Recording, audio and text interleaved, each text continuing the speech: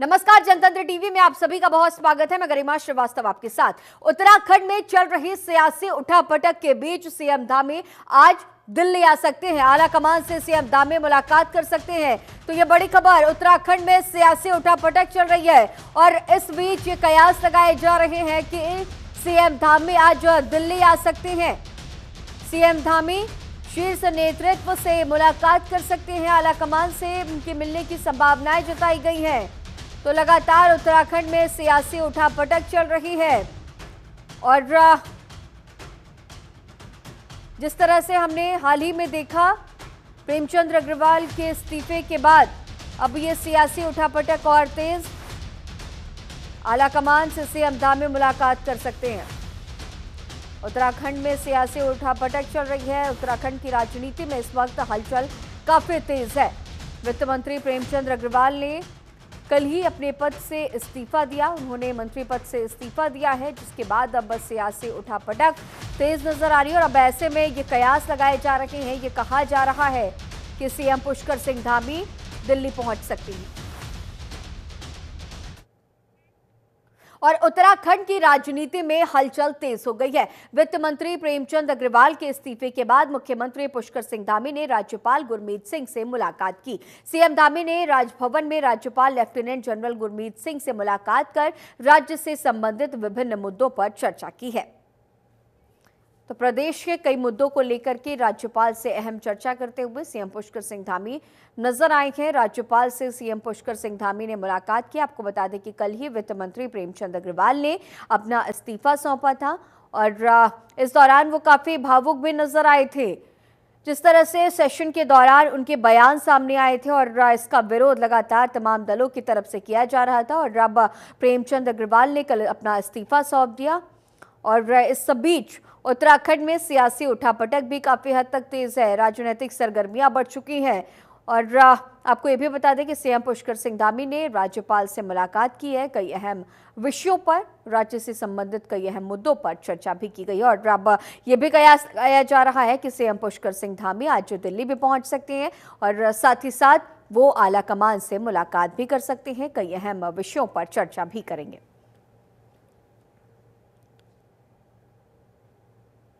और मंत्री प्रेमचंद अग्रवाल के इस्तीफे के बाद लोगों में आक्रोश देखने को मिल रहा है। प्रेमचंद अग्रवाल के शुभचिंतकों ने यमुना कॉलोनी आवास पर भेंट की। शुभचिंतकों ने भावनाओं में आकर बाजार बंद करने की बात कही है। प्रेमचंद अग्रवाल ने समर्थकों से अपील की और कहा कि मुझे पता चला है कि कुछ लोग मेरे इस्तीफे को लेकर आंदोलन कर रहे हैं। मैं उनसे अनुरोध करना चाहूंगा कि वे आंदोलन न करें। मैं उनके समर्थन के लिए उनका धन्यवाद करता हूं, लेकिन हमें राज्य के विकास की दिशा में काम करना चाहिए।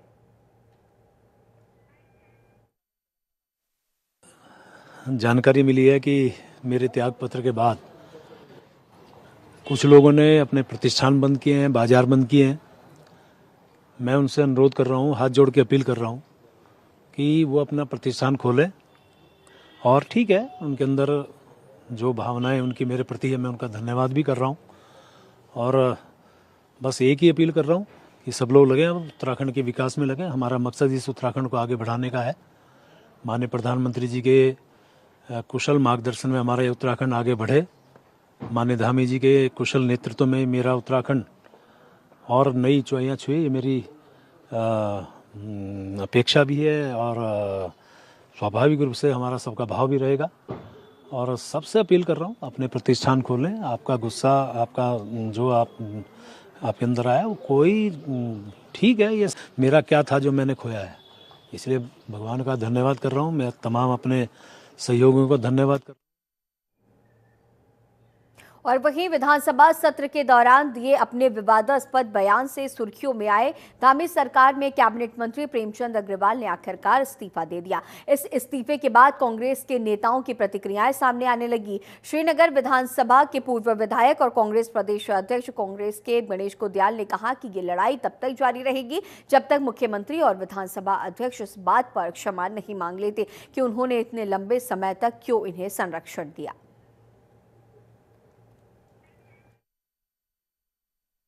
ये लड़ाई प्रेमचंद अग्रवाल जी के इस्तीफे तक ही सीमित नहीं होगी। ये लड़ाई आगे भी बढ़ेगी तब तक जब तक कि मुख्यमंत्री धामी जी ने इस बात के लिए उत्तराखंड के लोगों से क्षमा नहीं मांगी कि उन्होंने प्रेमचंद अग्रवाल जी को ऐसे कृत्य पर क्यों उनका संरक्षण किया। जब तक रितु खनूड़ी जी ने इस बात के लिए माफी नहीं मांगी सरेआम कि उन्होंने विधानसभा में प्रेमचंद अग्रवाल जी का संरक्षण क्यों किया, तब तक ये लड़ाई रुकेगी नहीं।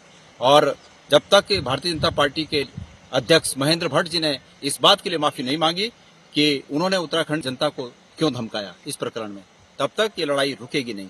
और अब इस्तीफा हुआ है तो इस्तीफा इतने दिनों बाद इसलिए हुआ कि उत्तराखंड के सम्मान की रक्षा के लिए जो शौर्य लोगों ने सामने आकर दिखाया, उस शौर्य के सामने आज भारतीय जनता पार्टी को घुटने टेकने पड़े हैं। लेकिन पुनः एक बार कहना चाहूंगा कि ये लड़ाई तब तक अधूरी है, तब तक ये लड़ाई अधूरी रहेगी जब तक कि ये तीनों लोग सरेआम माफी न मांगे उत्तराखंड।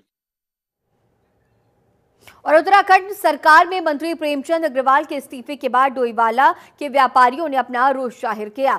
डोईवाला के व्यापारियों ने अपना रोष जाहिर करते हुए बाजार को सुबह से बंद रखा है। डोईवाला व्यापार संघ के अध्यक्ष रमेश वासन ने कहा कि उत्तराखंड में जिस तरह का माहौल बनकर कुछ चंद लोग पहाड़ मैदान की राजनीति कर रहे हैं, वो प्रदेश के हित में नहीं है। तो डोईवाला बाजार पूरी तरह से बंद नजर आया है। प्रेमचंद के इस्तीफे के बाद से व्यापारियों में खासा आक्रोश देखने को मिला। तो कल ही मंत्री प्रेमचंद अग्रवाल ने अपने मंत्री पद से इस्तीफा दिया था, जिसके बाद लोगों के बीच काफी आक्रोश है। व्यापारियों ने अपना रोष जाहिर किया है। इस दौरान बाजार बंद का ऐलान किया गया। डोईवाला बाजार पूरी तरह से बंद नजर आया है।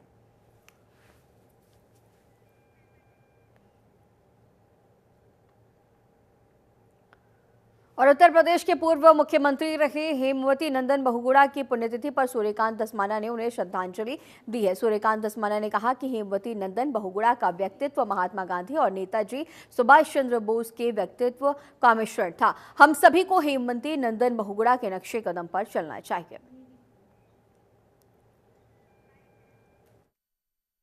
देखिए, आज हिमालय पुत्र स्वर्गीय हेमवती नंदन बहुगुणा जी की 36वीं पुण्यतिथि है।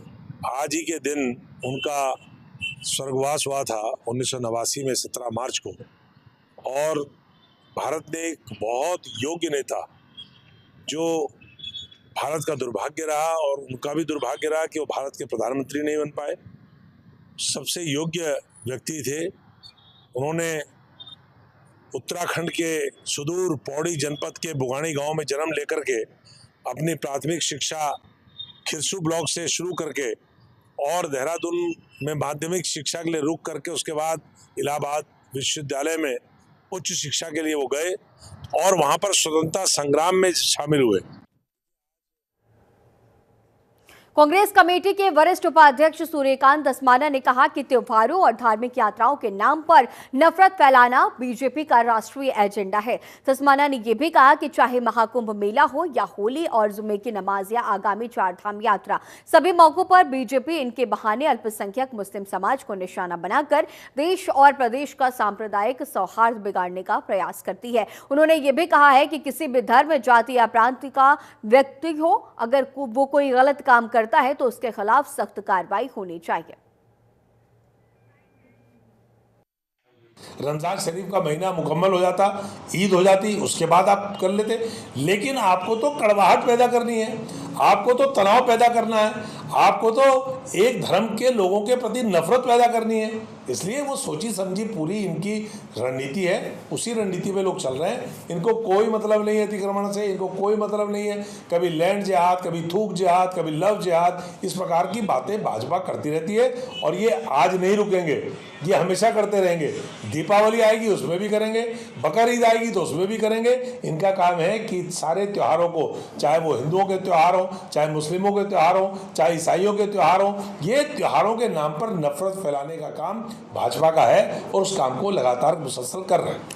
रमजान शरीफ का और केदारनाथ धाम में गैर हिंदुओं के प्रवेश को प्रतिबंधित करने की मांग को लेकर विधायक आशा नौटियाल के बयान का हरिद्वार के संत समाज ने खुलकर समर्थन किया है। संतों ने कहा कि धार्मिक स्थलों की पवित्रता बनाए रखना हर श्रद्धालु का कर्तव्य है और इस संबंध में नियमों का पालन किया जाना चाहिए। उनका मानना है कि अगर केदारनाथ धाम की छवि खराब हो सकती है तो गैर हिंदुओं के प्रवेश पर प्रतिबंध लगा देना चाहिए।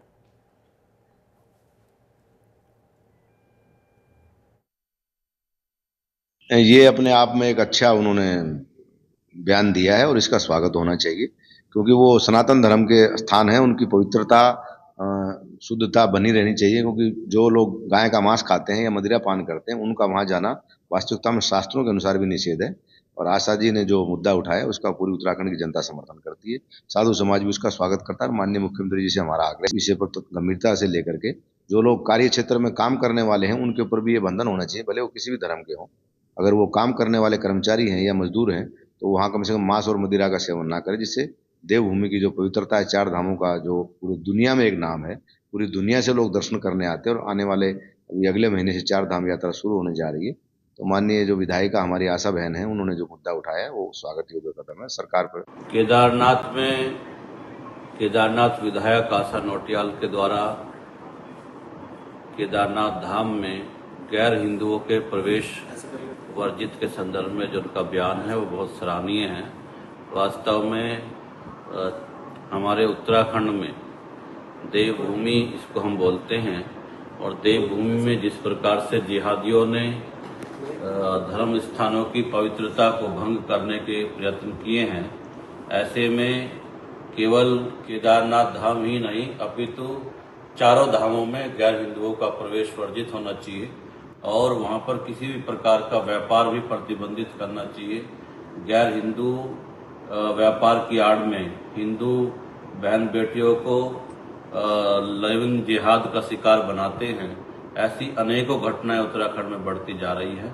मैं उत्तराखंड सरकार से कहना चाहूँगा कि इस पर निर्णय लेकर शीघ्र इसका निर्णय लेना चाहिए। केदारनाथ में हिंदू धार्मिक स्थलों पर गैर हिंदुओं का प्रवेश पूर्णतः वर्जित होना चाहिए, क्योंकि गैर हिंदू धार्मिक स्थलों पर श्रद्धा भाव से तो आते नहीं, बल्कि श्रद्धा का मजाक बनाने के लिए या हिंदू मठ मंदिरों को प्रदूषित करने के लिए या उनके व्यवस्थाओं में छिन्न भिन्न करने के लिए वो योजनाबद्ध तरीके से या जिहाद चलाने के लिए वो हिंदू मठ मंदिरों में आते हैं।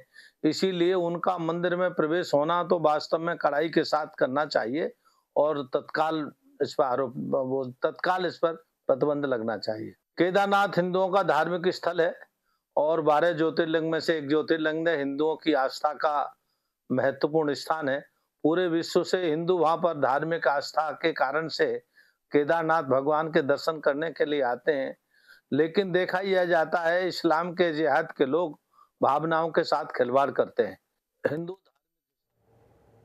उत्तराखंड बसपा में फेरबदल किया गया है। बसपा चीफ मायावती के निर्देश पर नरेश कुमार गौतम को उत्तराखंड का प्रदेश अध्यक्ष नियुक्त किया गया। रणधीर सिंह बेनीवाल को राष्ट्रीय कोऑर्डिनेटर बनाया गया है। वहीं नरेश कुमार गौतम का प्रदेश कार्यालय शिवालिक नगर पर पहुंचने पर कार्यकर्ताओं ने फूलमालाओं से उनका स्वागत किया। उत्तराखंड का प्रदेश अध्यक्ष बनाए जाने पर नरेश गौतम ने मायावती का आभार जताया। इस अवसर पर लक्सर विधायक मोहम्मद शहजाद भी मौजूद रहे।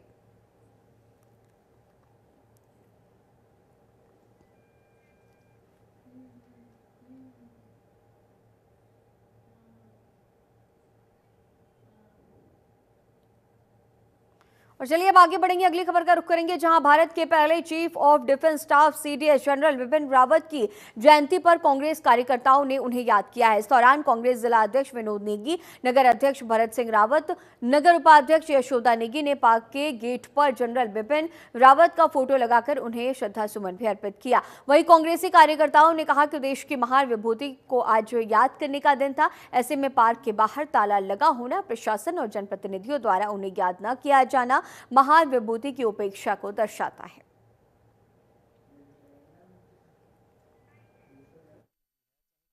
रूप से हमारे देश के हम महापुरुष कह सकते हैं। देश को आगे बढ़ाने में उन्होंने जो योगदान दिया है उसको देश हमेशा याद रखेगा।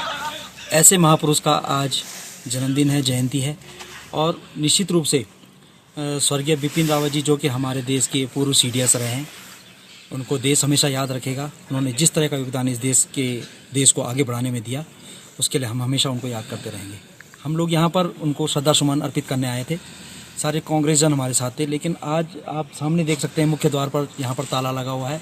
और मैं ये कहना चाहता हूँ कि सुबह से मुझे यहाँ पर जो दिख रहा है कि किसी तरह का यहाँ पर कोई कार्यक्रम भी नहीं हुआ है। यहाँ पर इतना बढ़िया पार्क बना हुआ है और यहाँ पर उनकी प्रतिमा लगी हुई है। शासन प्रशासन को चाहिए था कि ऐसे महापुरुषों का, जिन महापुरुषों के दम पर देश आगे चलता है, और निश्चित रूप से अगर हम उनको भूलने का काम करेंगे तो हम इस देश को आगे बढ़ाने की कल्पना कैसे कर सकते हैं। मेरा मानना ये है कि जिन लोगों के द्वारा पूर्व में बहुत ही अभूतपूर्व कार्य किए गए और इस देश को बढ़ाने का काम किया गया, उनको हम लोगों को हमेशा याद रखना चाहिए। मेरा नमस्कार। और आज हम यहाँ पर बड़े उत्साहित होकर आए थे, हम सभी कांग्रेस जन, कि जनरल बिपिन रावत जी को हम श्रद्धा सुमन अर्पित करें, क्योंकि यहाँ पर देखो कई ऐसे नेतागण, मंत्रीगण हैं, हमारी नगर पालिका हैं, अध्यक्ष हैं, और आज यहाँ पर जो है उनका जन्मदिन नहीं मनाया गया है। तो ये हम लोगों के लिए बड़ा शोचनीय विषय है। और जबकि ऐसा होना चाहिए था कि आज यहाँ पर देखो करोड़ों की धनमाया से ये केवल बिपिन रावत जी की यहाँ पे एक मूर्ति लगाने से ऐसा नहीं हो सकता कि हम उनको मान रहे हैं। हम जब इतना करोड़ों का खर्चा यहाँ पर हो रखा है तो हमें ऐसा होना चाहिए था कि जब भी उनकी जयंती आती है हमें उनका स्मरण करना चाहिए, क्योंकि उनके द्वारा अपने देश के लिए इतने अभूतपूर्व कार्य किए गए हैं जिनकी तुलना हम कर भी नहीं सकते हैं किसी से। और ये एक पहाड़ के वासी हमारे बिपिन रावत जी थे, तो बड़े दुख की बात।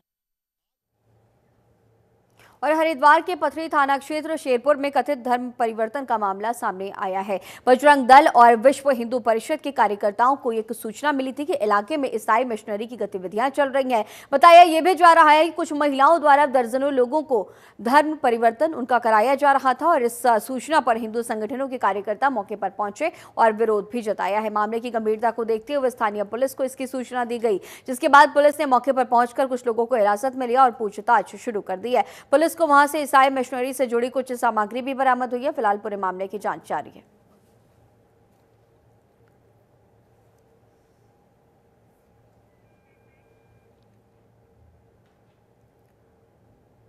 चलिए अब आगे बढ़ेंगे, जहां हरिद्वार पुलिस ने एक दिवसीय सेल्फ डिफेंस प्रशिक्षण कार्यक्रम आयोजित किया। इसमें छात्राओं, महिला पुलिसकर्मियों और युवतियों को आत्मरक्षा के गुर सिखाए गए हैं। प्रशिक्षकों ने आत्मरक्षा की बुनियादी तकनीक को इसका डेमो दिया और अभ्यास भी कराया। और इसके अलावा साइबर सेल और एएनटीएफ टीम ने ड्रग्स और साइबर अपराधों की रोकथाम पर जागरूकता भी बढ़ाई है। देखिए और चलिए अब आगे बढ़ेंगे, जहां नवगठित उत्तराखंड स्वाभिमान मोर्चा जन जागरूकता यात्रा रैली उत्तरकाशी पहुंचा और इस अवसर पर मोर्चा की टीम का स्थानीय युवाओं ने जोरदार स्वागत किया। जिला मुख्यालय स्थित सुमन सभागार में आयोजित चिंतन शिविर में स्वाभिमान मोर्चा की टीम ने युवाओं के साथ क्षेत्र के विकास के मुद्दों और राजनीतिक हालातों पर चर्चा की है। उत्तराखंड स्वाभिमान मोर्चा के अध्यक्ष ने कहा कि मोर्चा का गठन कर उत्तराखंड में एक नया फ्रंट जनता के सामने लाने की कोशिश है, जो कि भविष्य में न सिर्फ राजनीतिक विकल्प के रूप में सबके सामने होगी, बल्कि गांव-गांव जाकर विकास के मुद्दों पर चर्चा करेंगे।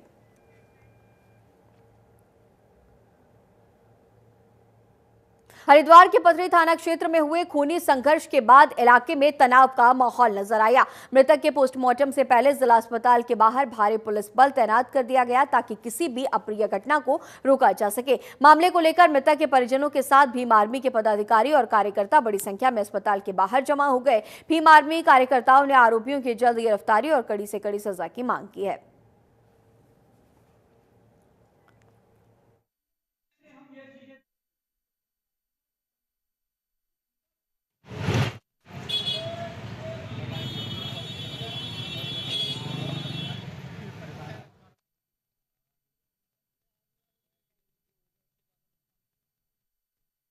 साक्ष्य भी पर्याप्त हैं और उस दौरान राजन की मौत हो गई है, जो बेहद संगीन और आपराधिक प्रवृत्ति का प्रकरण है।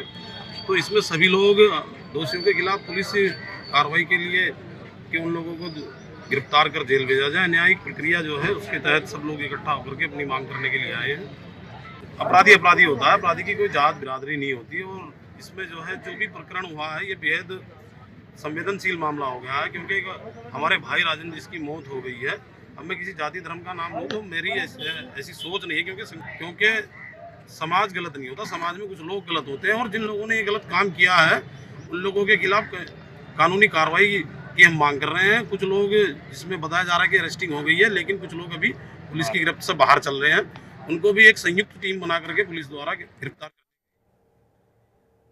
और चलिए आगे बढ़ेंगे, जहां रसियाबड़ रेंज में वन कर्मियों के लिए मानव वन्यजीव संघर्ष रोकथाम और सुरक्षा कौशल विकास पर 1 दिवसीय प्रशिक्षण कार्यशाला आयोजित की गई। इस दौरान सेवानिवृत्त वन क्षेत्राधिकारी ने वन कर्मियों को कैमरा, ट्रैप, स्नेयर पोल और अन्य रेस्क्यू उपकरणों के सही इस्तेमाल की जानकारी दी। उन्होंने बताया कि 32 वन रक्षकों को 6 महीने का विशेष प्रशिक्षण दिया जा रहा है। इसमें उन्हें अलग अलग वन रेंज में अभ्यास कराया जा रहा है। प्रशिक्षण कार्यक्रम के तहत वन कर्मियों को जानवरों के हमले की स्थिति में प्राथमिक उपचार और अतिक्रमण रोकने की भी ट्रेनिंग दी गई है।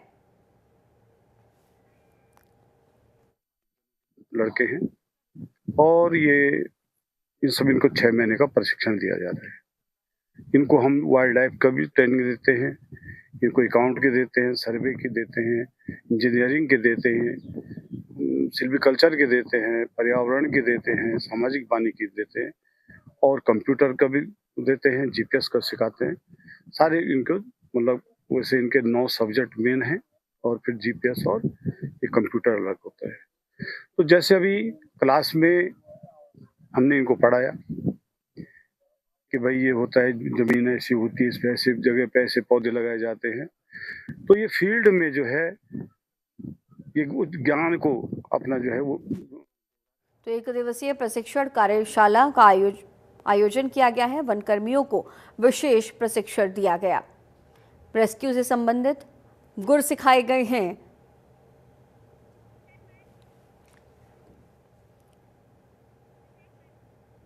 और इसी बीच बड़ी खबर का रुख करेंगे, जहां से इलाहाबाद हाईकोर्ट से यूपी सरकार को बड़ी राहत मिली है। महाकुंभ भगदड़ की अब सीबीआई जांच नहीं होगी। इलाहाबाद हाईकोर्ट से याचिका खारिज कर दी गई है। हाईकोर्ट ने याचिका को औचित्यहीन बताया। ये बड़ी खबर, जहां महाकुंभ भगदड़ की अब सीबीआई जांच नहीं होगी, तो सीबीआई जांच को लेकर के याचिका लगाई गई थी, जिसके बाद अब इलाहाबाद हाईकोर्ट ने याचिका खारिज कर दी है। हाईकोर्ट ने याचिका को औचित्यहीन बताया। इलाहाबाद हाईकोर्ट से यूपी सरकार को यह बड़ी राहत पहुंची है। महाकुंभ में मौनी अमावस्या के दिन हुई भगदड़ को लेकर के सीबीआई जांच की मांग की जा रही थी। इसे लेकर के याचिका भी दायर की गई थी और अब यूपी सरकार को यह बड़ी राहत, इलाहाबाद हाईकोर्ट से याचिका खारिज कर दी गई। और इस बुलेटिन में फिलहाल इतना ही। खबरों का सिलसिला लगातार जारी रहेगा। बने रहिए जनतंत्र टीवी के साथ। नमस्कार।